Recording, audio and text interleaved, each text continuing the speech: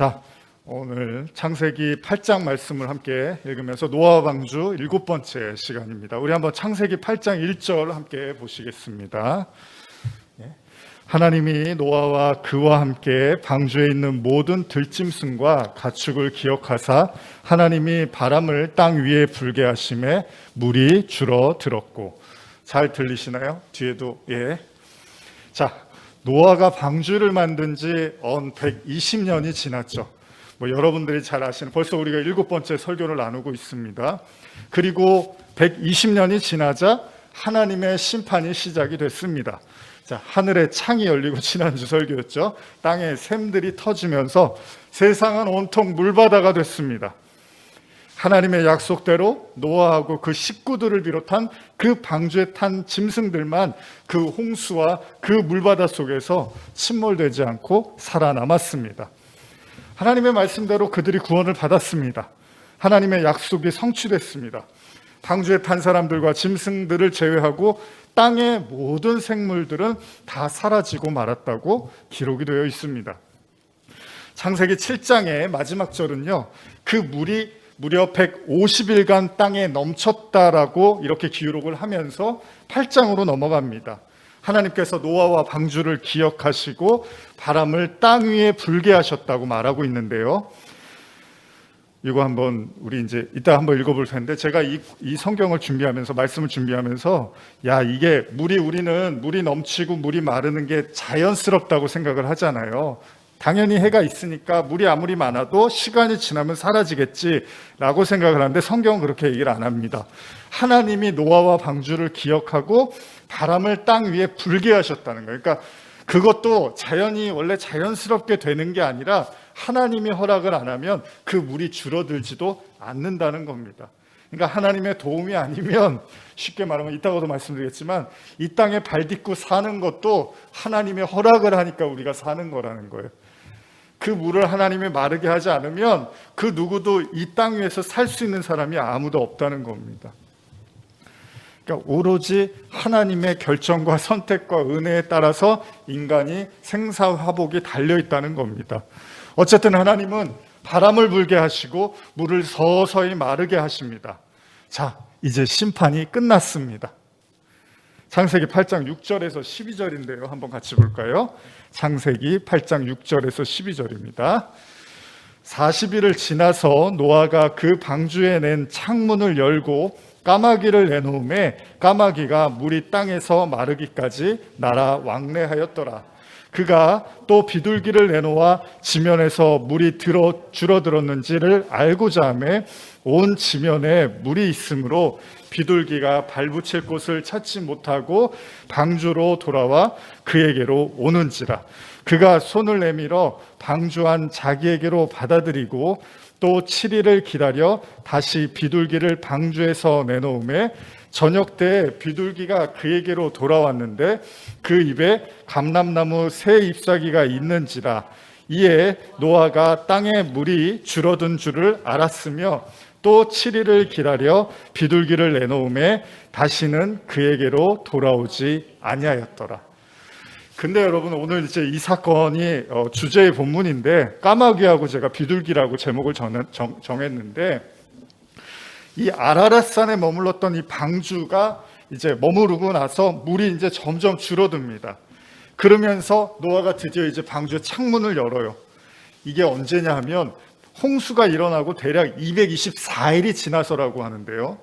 그러니까 이렇게 긴 시간을 방주 안에 있다가 드디어 이제 창문을 엽니다. 얼마나 그 감정이 복받쳤을지 모르겠습니다. 드디어 그 문을 엽니다. 그리고 나서 세상이 어떻게 됐는지를 이제 노아가 확인을 하려고 합니다. 어쨌든 간에 그 긴 시간 동안에 노아가 방주를 샀다는 것, 그리고 그 속에서 여전히 건재하고 있고 살아있다는 것은 하나님의 은혜였던 것 같습니다. 그러니까 여러분들이요, 그리스도 안에 있으면 어쨌든 간에 하나님이 다 책임은 지신다라는 거죠. 그렇죠? 이스라엘 백성들이 광야에 나와서 가나안까지 가는데 그 광야에서도 어쨌든 하나님이 끌고 나왔으니까 하나님이 책임은 다 져주신다는 겁니다. 방주도 마찬가지입니다. 어쨌든 간에 그 시간이 200일이 넘는 긴 시간이라 하더라도 하나님의 어떤 형태로든 간에 책임을 져 주셨다는 거예요. 그래서 살아서 그 문을 열고 하늘과 땅이 어떤지를 보는 거죠. 자, 그리고 이제 홍수가 그치고 세상을 뒤덮은 물이 점점 빠져나가고 있음을 알게 된 노아는 이제 창문을 열잖아요. 그리고 세상을 봅니다. 이때 노아는 이게 이제 좀 기이한데요. 여러분도 한번 잘 생각해 보세요. 왜 성경이 이런 본문을 했을까?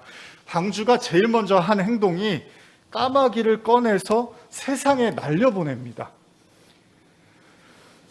잘 한번 생각해 보세요. 왜 노아가 비둘기하고 까마귀인데 까마귀를 먼저 날려보내고 그 다음에 비둘기를 날려보냈을까? 이 이유가 뭘까? 한번 생각을 해보세요. 성경은 까마귀가 땅에 있는 물이 다 마를 때까지 땅과 배 사이, 그 방주 사이를 왕래했다라고 기록을 합니다. 그리고 노아는 두 번째로 비둘기를 이제 날려보냅니다. 이 역시도 당연히 노아가 물이 얼마나 줄어들었는지를 알고자 하면, 높은 곳에 있으니까 밑에를 못 보잖아요. 그러니까 비둘기를 보낸 거예요. 그런데 비둘기가, 성경에 뭐라 하냐면 비둘기가 나갔는데 발붙일 곳을 찾지 못하고 다시 방주로 돌아왔다고 말을 합니다. 그리고 7일이 지나고 나서 노아가 또 비둘기를 보냅니다. 이때 저녁이 될 쯤에 비둘기가 돌아왔는데 그때 비둘기가 그냥 온 게 아니라 이 부리의 입에다가 감람나무에 새 잎사귀를 물고 찾아왔다라고 성경이 써 있습니다. 그때 이제 노아가 비로소 이제 물이 다 줄었구나라는 걸 알았대요. 근데 이게 저는 참 기이한 것 같아요. 물론 저도 방주 얘기는 다 아시잖아요. 근데 설교 준비하면서 한 번 더 보니까 참 성경이 대단한 것 같아요. 이런 얘기까지 다 써놓고 있는 거예요. 이 장면에 대해서 우리가 쉽게 생각하면요, 방주가 높은 산에 있으니까 당연히 땅의 상태가 어떤지를 알아보기 위해서 새들을 날려보낸 것, 그렇게 이해하면 어렵지 않습니다. 까마귀는 배와 땅 사이를 왕래했고 비둘기는 발붙일 곳이 없어서 찾지 못하다가 나중에 감람나무 잎사귀를 물고서 왔다. 어렵지 않죠, 여러분? 근데 또 한 가지, 그러면서도 의미가, 우리가 생각이 드는 거예요. 근데 굳이 왜 까마귀하고 비둘기 이렇게 보냈을까? 굳이 까마귀와 비둘기를 비교하면요, 까마귀는 그저 땅이 마를 때까지 배와 마른 땅 사이를 왔다 갔다 했고요, 비둘기는 처음 나갔다가 돌아왔다가 또 7일 후에 다시 나갔다가 감람나무 잎사귀를 물고 왔다는 거예요. 여러분, 이게 무슨 얘기죠? 왜 이런 얘기가 있을까요? 그래서 제가 한번 생각을 해봤습니다. 노아가 굳이 까마귀를 왜 먼저 날려보냈을까? 여기 또 책들 이렇게 많이 읽으시는 분들 한 번쯤은 의미에 대한 궁금증이 좀 드시지 않을까요? 문학 작품들 잘 보시는 분들, 왜 이거 까마귀 보내고 비둘기 보내고 이게 뭐 하는 걸까? 근데 이 부분도요, 까마귀에 대한 속성을 어느 정도 여러분들이 알고 계시면 그럴 만도 합니다. 이게 뭐냐면 노아가 먼저 까마귀를 날려보낸 것과 관련해서요, 성경을 참고해서 생각을 해보면 성경에도 까마귀에 대한 언급이 나중에 나오죠. 이 창세기 때는 나오지 않지만은 나중에 이제 나오는데, 그 까마귀에 대한 습성이 뭐냐면 여러분도 아시는 것처럼 까마귀가 썩은 고기를 먹습니다. 그쵸? 예를 들면요, 잠언 30장 17절에 보시면요, 아비를 조롱하며 어미 순종하기를 싫어하는 자의 눈은 골짜기에 까마귀에게 쪼이고 독수리 새끼에게 먹히리라. 무서운 말씀이네요. 부모님 말씀 안 들으면 까마귀가 눈을 쪼이고 이런 얘기가 있네요. 어쨌든 간에 잠언에서 까마귀를 이렇게 지금 묘사를 하고 있습니다. 그러니까 육식을 한다는 거예요, 쉽게 말하면. 그죠? 그리고 여기에 그치지 않고 또한 성경은 까마귀가 황폐한 곳을 다닌다고 해요. 까마귀가 가는 곳이 굉장히 황폐한 곳이라고 묘사를 하는데, 이게 잘 나타난 게 이게 다음 주하고도 연결이 되는데, 이사야서를 보시면 에돔 땅에 대한 하나님의 심판이 이렇게 기록이 되어 있는데 여기에 까마귀가 등장을 합니다. 근데 이건 제가 현대어로 읽어드릴게요. 이사야 34장 9절 이하인데요, 그때에는 에돔 땅 전체가 완전히 파괴되어 무서운 황무지로 바뀔 것이다. 강물은 끈끈한 역청으로 바뀌고 에돔의 흙덩이는 유황이 되어서 에돔 땅 전체가 붉은 그 역청 구덩이가 될 것이다. 밤이나 낮이나 불꽃이 치솟아 오르고 꺼지지 않고 탈 것이다. 검붉은 연기가 끊임없이 하늘로 치솟아오르고 그 땅이 영영이 황폐하게 되어서 다시는 사람이 돌아다니는 땅이 되지 못할 것이다. 심판이죠. 근데 지금 사람이 못 돌아다니는 땅이 된대요. 근데 지금 방주도 그렇죠. 비가 내리고 나니까 사람이 못 사는 거예요, 거기에는. 근데 34장 11절에 보시면 그러면 그 땅이 더러운 짐승들의 차지가 될 것이다. 사다새와 고슴도치가 그 땅을 차지하고 부엉이와 까마귀들이 거기서 살 것이다. 주께서 측량줄로 그 땅을 재어 그 땅의 경계선을 확정하시어 그 땅이 영영 폐허로 남아서 아무도 살 수 없는 곳이 되도록 하셨다. 이 살 수 없는 땅에 까마귀가 딱 하니 있는 거예요. 그러니까 까마귀는 황폐한 곳의 어떤 상징으로 지금 묘사를 하고 있습니다. 그러면 이런 관점으로 까마귀를 생각하면 홍수로 인해서 폐허가 된 상태, 더 이상 살아있는 것이 존재하지 않는, 사람들이 걸어 다닐 수 없는, 쉽게 말하면 시체들만 떠다니는 그 상태에서 노아가 떠나보낸 까마귀는 어떻게 했을까요? 당연히 땅에 있는, 그 물에 떠 있는 그 시체를 쪼아 먹으면서 물과 그리고 방주 사이를 왕래했다는 거예요. 그랬을 수도 있다는 거죠. 왜냐하면 까마귀가 실제로 그런 습성이 있으니까. 그러나 이후에 비둘기는 어떻죠? 까마귀와 다르죠. 땅에 놓아줬는데 비둘기는 그냥 돌아옵니다, 방주로. 까마귀처럼 왔다 갔다 하지를 않고 그냥 돌아와요. 왜요? 아예 발붙일 데가 없는 거예요, 비둘기한테는. 그래서 노아가 손으로 받아들였다고 해요. 왜냐하면 비둘기는 까마귀하고 다른 거예요. 물론 육식을 할 수도 있지만 상징적으로 비둘기는 평화를 상징한단 말이죠. 그러다 보니까 비둘기는 보편적으로 우리가 초식 동물로 이해를 한단 말이에요. 어쨌든 간에 다시 까마귀 이야기로 돌아가서 홍수 심판이 끝난 그 상태의 땅은 뭐죠? 그야말로 아수라장이 됐겠죠. 그죠, 여러분? 전쟁 같은 거 끝나고 그러면 아수라장이 되잖아요. 그러니까 홍수를 여러분들이 생각해 보세요. 홍수로 모든 세상이 물에 잠기고 나서 물이 빠져나간 상태. 가끔 우리가 이제 비 같은 거 많이 내리면, 폭우 내리면 잠겼다가 이제 물 빠져나가면 엉망이잖아요. 근데 전 세상이 그렇게 된 거잖아요, 노아의 방주는. 그런 폐허의 땅이 됐을 거예요. 그 폐허의 땅에 노아가 먼저 한 일이 까마귀를 날려보내더라는 거예요. 근데 여러분, 이 이야기도 예수님이 마지막 때와 관련한 마태복음 24장, 여러분 잘 아시죠? 예수님이 마지막 때 얘기하실 때 중점적으로 말씀하신 부분 중에 하나가 마태복음 24장인데 여기에도 예수님이 이런 표현을 써요. 한번 볼게요. 마태복음 24장 28절인데요. 주검이 있는 곳에는 독수리들이 모일 것이니라. 이런 표현이 있죠. 보시면 예수님이 마지막 때 심판을 말씀하시면서 주검이 있다는 게 뭐죠? 시체들이 있는 곳에 독수리들이 모일 거라고 예수님이 말씀을 하세요. 그리고 이런 비슷한 장면이 또 성경에 등장을 하는데, 그러니까 시체와 새 이런 것들이 나타나는 게 요한계시록을 가보면 또 있어요. 요거는 한번 같이 읽어볼까요? 계시록 19장 17절에서 18절인데요. 시작. 또 내가 보니 한 천사가 태양 안에 서서 공중에 나는 모든 새를 향하여 큰 음성으로 외쳐 이르되 와서 하나님의 큰 잔치에 모여 왕들의 살과 장군들의 살과 장사들의 살과 말들과 그것을 탄 자들의 살과 자유인들이나 종들이나 작은 자나 큰 자나 모든 자의 살을 먹으라 하더라. 참 무시무시한 장면이죠. 사실 이게 여기는 지금 잔치라고 해요. 하나님의 큰 잔치라고 하는데 새들한테 쉽게 말하면 그 죽은 자들의 살을 먹으라는 거죠. 참 엄청납니다. 엄청난 얘기죠. 여기서도 심판의 상황을 천사는 하나님의 큰 잔치라고 표현하면서 아마도 죽은 것으로 보이는 그들의 살을 먹으라고, 누구한테? 새들한테 이렇게 말을 하고 있다는 거예요. 예수님도 주검이 있는 곳에 독수리들이 모인다. 까마귀, 독수리 또 같은 부류입니다. 그러니까 그런 상징으로 성경에서 쓰고 있단 말이에요. 그러니까 이 계시록도 그렇고요. 모든 죽은 자들의 살을 먹으라는 거, 이거는 종말의 때, 심판의 때, 마지막 때와 관련된 말씀에서 등장을 하더라는 거예요. 근데 여러분, 노아의 방주는 사실 마지막 때 이야기가 아니잖아요. 세상을 막 창조하고 얼마 지나지 않아 6장, 창세기 6장 넘기고 일어난 사건이에요.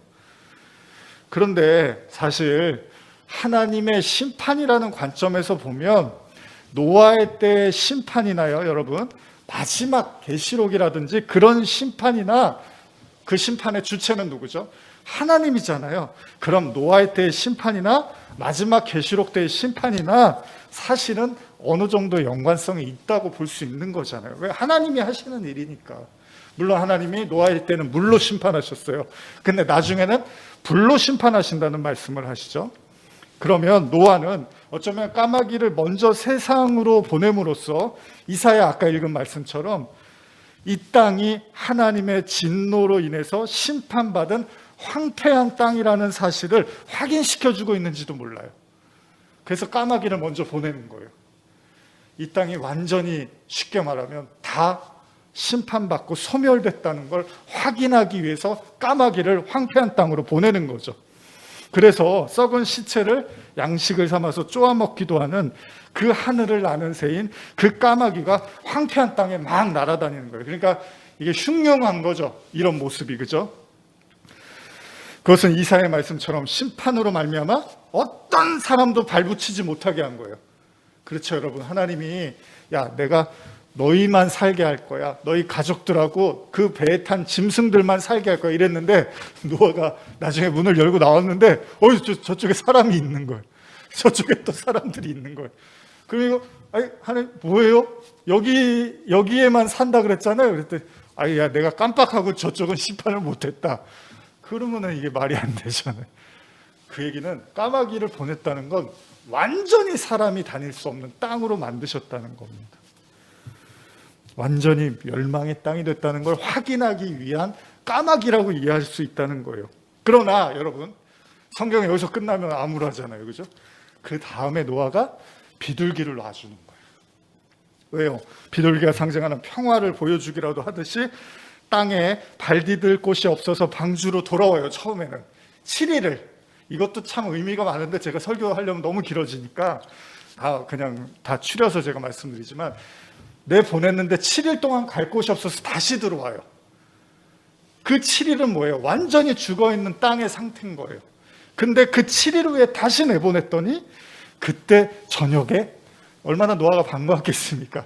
보낸 비둘기가 오는데 입에 올리브 잎새, 감람나무 그 이파리를 물고서 이렇게 들어오는 거예요. 그러니까 노아가 그걸 보면서 야, 이제 진짜 나가도 되겠구나라고 이제 생각을 한 거잖아요. 성경은 이제 심판과 멸망의 시대가 끝나고 새로운 은혜와 평화의 시대가 왔다는 것을 노아에게 비둘기를 통해서 알리더라는 거예요.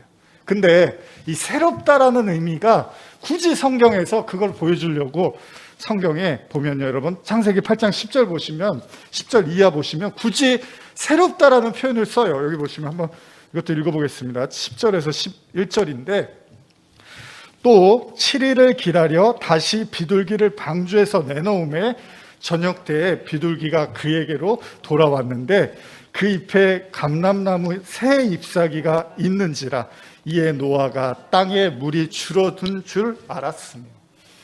제가 현대로 읽어드릴게요. 노아는 다시 이래를 기다렸다가 또다시 비둘기를 밖으로 날려보냈다. 그러자 저녁쯤 되어 비둘기가 배로 돌아왔는데 입에는 새로 움이 튼 파릇파릇한 올리브 나무 잎사귀를 물고 있었다.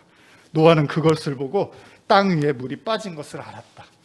굳이 성경이 새롭다라는 표현을 쓰는 거예요. 그러니까 이제 새로운 시대가 열렸다, 새로운 땅이 열렸다라는 의미인 거죠.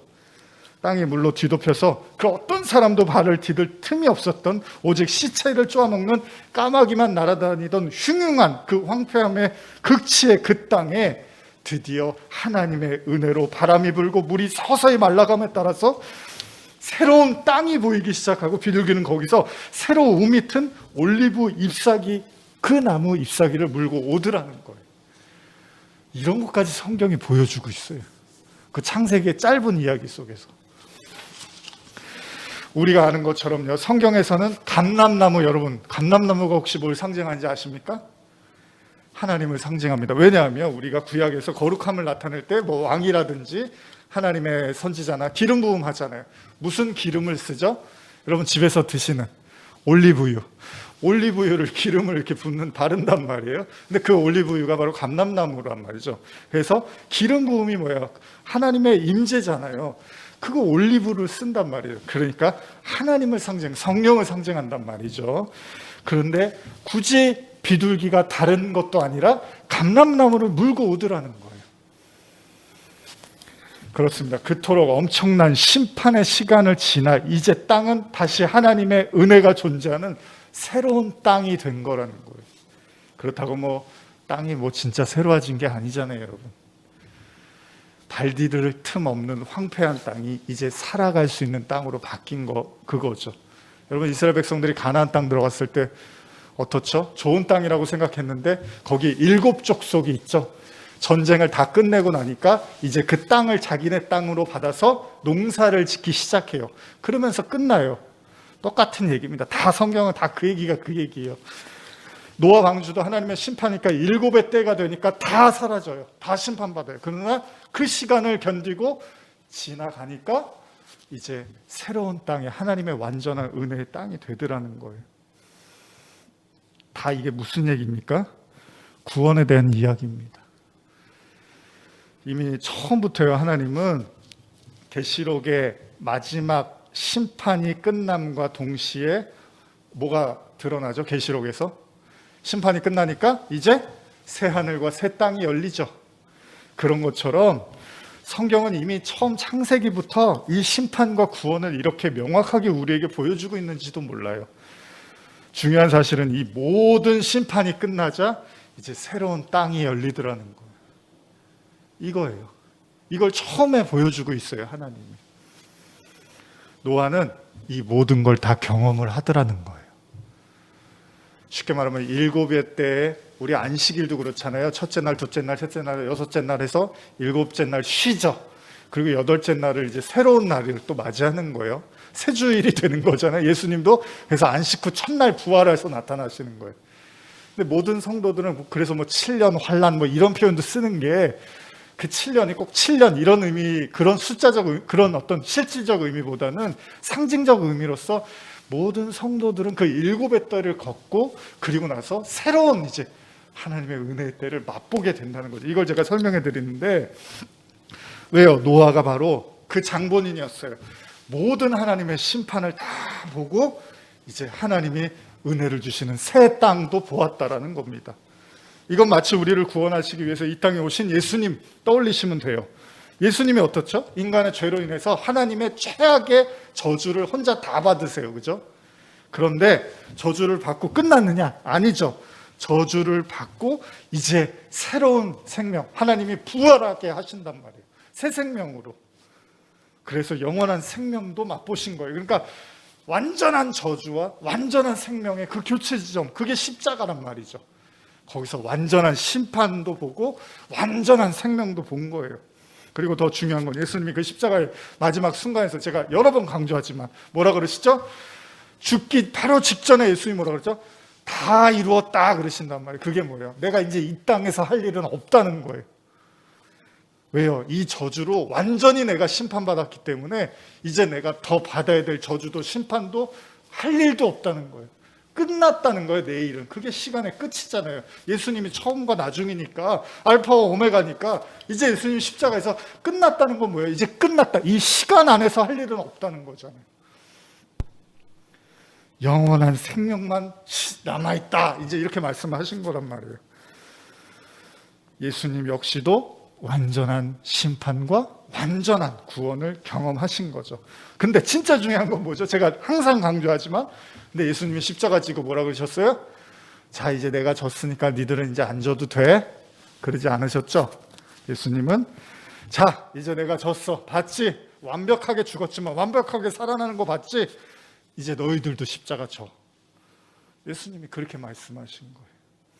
모든 성도들 누구든지 나를 따르려면 십자가 져.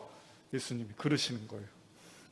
다시 말하면 성도는 노아의 방주의 이야기를 보면서 노아가 의로워서 하나님의 심판으로부터 벗어날 길을 얻었구나. 참 위대한 사람이구나. 야, 노아 훌륭해. 이렇게 감탄할 만한 하기만 하고 있으라는 게 아니라 우리가 알고 있듯이 성경은 다 누구의 이야기? 성도의 이야기라는 거예요. 그러니까 노아의 이야기든 아브라함의 이야기든 다 다윗의 이야기든 여러분과 제 이야기란 말이죠. 욥이라든지 다 마찬가지입니다. 모든 성도들이 걸어야 되는 구원의 길을 성경은 말하고 있다는 것입니다. 그렇기 때문에 단순히 심판의 때가 되면 방주에 들어가서 어떻게 살아야지 이렇게만 생각할 것이 아니라요, 노아가 그런 것처럼 예수님이 그런 것처럼 십자가를 따르는 모든 성도들은 저와 여러분들은 반드시 이 땅에서 심판과 동시에 구원을 경험하게 된다는 것입니다. 그건요, 극심한 환난 속에서 어떻게 했죠? 욥이 너무 힘들었어요. 심한 환난을 받아서 정말 죽을 것 같이 힘들었는데 나중에 아이고 제가 하나님을 귀로만 들었는데 이제 눈으로 봅니다, 이렇게 고백을 하잖아요. 이게요, 이거. 노아도 마찬가지예요. 그 120년 방주 만드는 것도 힘들지만요, 200일, 300일 가까운 시간을 방주 안에서 완전히 우리 골방에서 예수님이 기도하라고 하죠. 그 골방에 그냥 갇혀 있는 거예요. 300일 동안. 거기는 하나님만 부르라는 거예요. 그래서 요나가 물고기 뱃속으로 들어가는 거예요. 하나님만 부르라는 거예요. 근데 이제 그 시간이 딱 끝나니까 물고기도 토해내죠. 노아도 방주에서 나오는 거예요. 들어갔다가 나오는 거죠. 왜요? 이제 새로운 피조물이 된 거예요. 이거를 다 성도들이 겪게 되는 거예요. 욥도 마찬가지입니다. 기왓장으로 몸을 긁고 가족들이 죽어나가고 재산이 다 박살이 나는데 나중에 하나님이시네요, 이제 이렇게 되는 거예요. 흥미로운 사실은요, 욥기에도 까마귀가 등장을 합니다. 욥기에도 나오는데 이거 한번 같이 읽어볼까요? 욥기 38장 41절입니다. 까마귀 새끼가 하나님을 향하여 부르짖으며 먹을 것이 없어서 허우적거릴 때에 그것을 위하여 먹이를 마련하는 이가 누구냐. 욥기에서 하나님은 욥에게 세상의 창조와 관련된 말씀을 하시던 중에 배고픈 까마귀 새끼를 먹이던 분이 하나님이라는 말씀을 하십니다. 근데 오늘 우리가 이제 제가 마무리하면서 여러분께 다음 주 내용을 좀 예고하면서 마무리하려고 그러는데, 여러분 오늘 보니까 심판과 저주의 땅에 날아다니던 게 까마귀였어요. 그 시체를 막 쪼아 먹어요. 성경에서 시체는 부정한 거여서 만지지도 말라 그랬는데 까마귀가 막 쪼아 먹어요. 그럼 까마귀는 정한 동물일까요? 부정한 동물일까요? 당연히 부정한 동물이겠죠. 레위기 율법을 한번 보겠습니다. 제가 읽어드릴게요. 레위기 11장 13절에서 19절인데요. 새 중에 너희가 가증히 여길 것은 이것이라. 이것들이 가증한즉 먹지 말지니 곧 독수리와 솔개와 물수리와 말똥가리와 말똥가리 종류와 까마귀 종류와 타조와 타흐마스와 갈매기와 새매 종류와 올빼미와 가마우즈와 붕어미와 흰 올빼미와 사다새와 너새와 황새와 백로 종류와 오디새와 박쥐니라. 다행히 닭은 없어요, 그죠? 닭이 있었으면 치킨 먹을 때마다 괜히 이렇게 좀, 돼지고기도 다 먹지만요. 여기 보니까 황새, 백로, 이 부정한 짐승인가 뭐 생각이 드는데, 근데 여러분 보시면 왜 부정한지는 얘기를 안 하고 있어요. 그냥 가증하대요. 그냥 먹지 말래요. 만지지 말라는 거죠.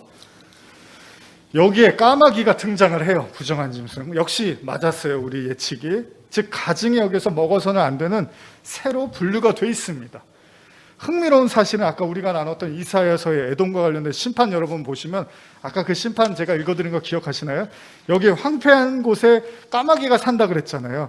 근데 성경 보면 거기에 함께 거론됐던 새들이 있는데 여기 다 나와 있어요. 지금 읽은 거예요. 그러니까 부정한 새들만 날아다니는 거예요, 황폐한 땅에. 그래서 거기 아까 부엉이도 있고요, 타조도 있었어요. 그러니까 황폐한 땅에는 부정한 짐승들이 가득할 것이라는 이사야서에서 묘사를 하고 있는데, 한 가지 궁금증이 생깁니다. 이게 중요해요, 여러분. 다음 주가 더 중요하겠죠. 이제 거의 이제 마무리 단계니까. 여러분, 하나님이 죄로 가득한 세상을 한탄하시고 심판하시면서, 근데 사람만 심판하시면 되는데 동물까지도 다 심판하셨어요. 그럼 여러분, 모든 생명의 기운이 있는 짐승을 비롯한 그 모든 걸 멸하시라고 방주를 만들었는데, 그럼 여러분들도 이런 생각 안 드세요? 굳이 왜 부정한 짐승들을 살려두셨을까? 정말 하나님이 거룩하게 만드시려면 까마귀, 타조, 독수리 이런 거 다 없애야 되잖아요. 그거 배에 안 태워야 되잖아요. 근데 왜 그것들도 같이 배에 태웠을까요? 여러분들 생각은 어떠십니까? 물론 노아 당시에는 율법이 없었습니다. 그쵸? 율법은 그 이후에 나온 거예요. 그래서 정하고 부정하고 이게 의미가 없었어요. 근데 그 기준을 하나님이 정했잖아요. 그럼 까마귀가 죄 졌나요? 갑자기 죄를 안 졌는데 죄 져서 레위기에서 율법서에서 찍힌 건가요? 하나님한테? 그게 아니면 왜 부정한 짐승도 같이 방주에 타라고 하셨을까요? 저만 궁금한가요?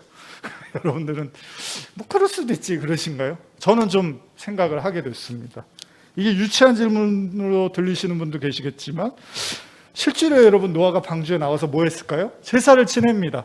근데 성경에 뭐라고 쓰냐면 창세기 8장 20절 보시면 노아가 여호와께 제단을 쌓을 때 뭐라고 썼냐면 모든 정결한 짐승과 모든 정결한 새 중에서 제물을 취하여 번제로 제단에 드렸더니, 여기 까마귀가 들어갔을까요? 안 들어갔을까요? 왠지 안 들어갔을 것 같아요. 분명히 노아가 정결하다라는 표현을 써요, 여기. 근데 까마귀는 부정하거든요. 시체들 쪼아먹고 하니까. 우리는 기준은 알 수 없습니다. 왜 하나님이 이것들은 부정하고 이건 알 수 없는데, 정말 하나님이 세상을 싹 쓸어버리고 거룩한 것만 남겨두려고 했다면 부정한 짐승들을 왜 모조리 다 배에 태우셨냐는 거예요. 이걸 다음 주에 나누기로 하겠습니다. 오늘 설교를 마무리하면서 우리에게 은혜가 되는 게 한 가지 있다면요, 하나님이 드디어 노아를 방주에서 나오게 하시고 새로운 출발을 시작하셨다는 겁니다. 여러분, 지금 이 시간을 살아가는, 지금 이 흉흉하고 황폐해져가는 이 땅을 살아가는 여러분들께 분명히 말씀드리고 싶은 건, 아무리 지금의 삶이요, 여러분 개인이라든지 사회 전체, 세상 전체가 심판과 고난의 연속처럼 느껴진다 하더라도요, 언젠가는 하나님은 그 발닿기도 힘든 황폐한 땅이 온다 하더라도 성도에게는 마른 땅을 준비하시고 열으시고 영원한 생명의 길로 이끌어 가실 거라는 겁니다. 낙담하지 마시고 절망하지 마십시오. 심판도 신앙의 일부입니다. 심판도 십자가의 길의 일부입니다. 그 길을 다, 그 7의 시간을 다 걷고 우리는 영원한 안식으로 들어가는 것입니다. 소망을 잃지 마십시오. 기도하시겠습니다.